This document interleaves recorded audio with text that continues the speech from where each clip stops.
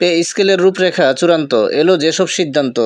জনপ্রশাসন সংক্রান্ত পে কমিশনের সুপারিশ পর্যালোচনা করে নবম পে স্কেলের নীতিগত সিদ্ধান্ত চূড়ান্ত করা হয়েছে। বুধবার 24 জুন পে স্কেল বাস্তবায়নের রূপরেখা ও বাস্তবায়নে সচিব কমিটির সভায় এ সিদ্ধান্ত নেওয়া হয়। সভা সূত্রে জানা গেছে, সভায় পে কমিশনের জনপ্রশাসন সংক্রান্ত সুপারিশ চূড়ান্ত হলেও বিচার বিভাগ ও সশস্ত্র বাহিনীর সুপারিশ নিয়ে সিদ্ধান্ত চূড়ান্ত করা যায়নি। এই দুই সংস্থার ব্যাপারে বিস্তর আলোচনা হয়েছে। তবে কত শতাংশ বেতন বৃদ্ধি পাবে, কয় ধাপে বাড়বে, এই বিষয়গুলো গণমাধ্যমে কথা বলতে রাজি হননি সভায় উপস্থিত কোনো সদস্য। এদিকে এলপিআর ভূগ্রত কর্মকর্তা কর্মচারীরা নবম পে স্কেলের আওতায় আসবেন বলে জানিয়েছেন একটি সূত্র। নবম পে স্কেল বাস্তবায়নের ঘোষণা দিয়েছে সরকার।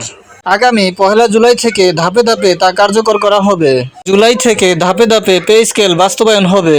তবে বর্ধিত বেতনের অর্থ হাতে পেতে অক্টোবর পর্যন্ত অপেক্ষা করতে হতে পারে বলে সূত্র জানিয়েছে।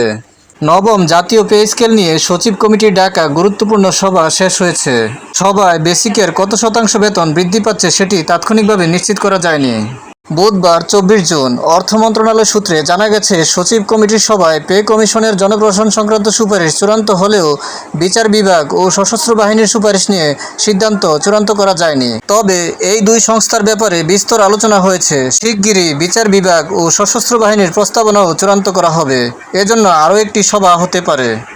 জানা গেছে, নবম জাতীয় পে স্কেলে সরকারি চাকরিজীবীদের বেসিকের কত শতাংশ আগামী অর্থবছর থেকে বৃদ্ধি পাবে সেটি জানা না গেলেও 3টি বিকল্প ধরে কাজ করছে সরকার।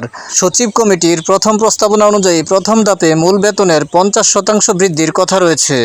বিকল্প হিসেবে প্রথম থেকে নবম গ্রেডের ক্ষেত্রে 40% এবং দশম হতে 20তম গ্রেডের ক্ষেত্রে 60% বেতন বৃদ্ধি করা হতে পারে। আরেকটি বিকল্প হিসেবে নিম্ন গ্রেডের কর্মচারীদের বেসিক শতভাগ বৃদ্ধির চিন্তাভাবনাও রয়েছে। ভিডিওটি ভালো লাগলে লাইক, কমেন্ট ও শেয়ার করে দিবেন এবং চ্যানেলটি সাবস্ক্রাইব করে পাশে থাকার অনুরোধ জানিয়ে সকলের সুস্বাস্থ্য কামনা করে এখানেই শেষ করছি। আসসালামু আলাইকুম।